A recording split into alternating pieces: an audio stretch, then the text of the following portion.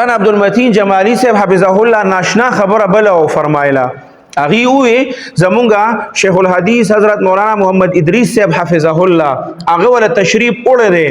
غټ غټ علما مولانا عبدالمتین جمالی صاحب حفظه الله او فرمایل چې زما د زوی د چا سره د کوم علما کرام سره غټ غټ علما کرام اغي سره د ملاویدو خواهشو هغه علما کرام دغه په مرګ باندې ټول دل تراغله د تعزیت د بارا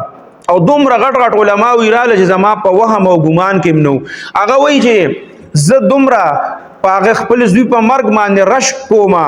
او دونه وته پسخېږم دا سونه غټ غټ علما چې دلته راغله ما سره وي په کټ کې ساده باده کې ناسته او وي دعا به زما د بچی لپاره کوله وي رشک ما ته راغی او پسخېدم چې د خپل زوی په ځای باندې زه مړ شوی او دا دونه علما زما دعا لراغلې وي زما لپاره نو بل اور زمون شیخ الحدیث حضرت مولانا محمد ادریس صاحب حفظه الله دعا لتل د تعزیت د پاره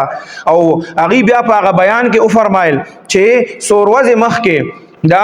پیر عزیز الرحمن صاحب هزاروی صاحب رحمه الله دا اغي زوی چې کوم دی وی اغي تشریف راوړو او بیا وی اغي د ذکر د پاره ما دا هغه کمره وته خالی کړه وی دا هغه کمرې ته ما دن نکړه دا هغه په کمره کې مراقبه وکړه او ذکر وکړه وی بیا دا غینه بعد چې الله مونږ ته څومره خوش خبره راکړي زما د زوی په باره کې وی هغه ز تاسو ته دلته نشم بیانولې ځکه چې بیا خلک چونکې هغه وی میډیا دا او دغه بیا ته خلک بلبل سره جوړي نو د دې وجه نه ز بیانول نشم خو دا څومره علما چې زما د بچی په دې مرګ باندې رااله دینه ما ته اندازه وشوه چې دا دونه خولي خلک رااله نو الله به زما د بچی مغفرت هامخا کړي او بل وی زه او فسخېدم چې یا الله د خپل بچی په ځای زه مړ وینو خبر و چې دا دونه علما راغلي وي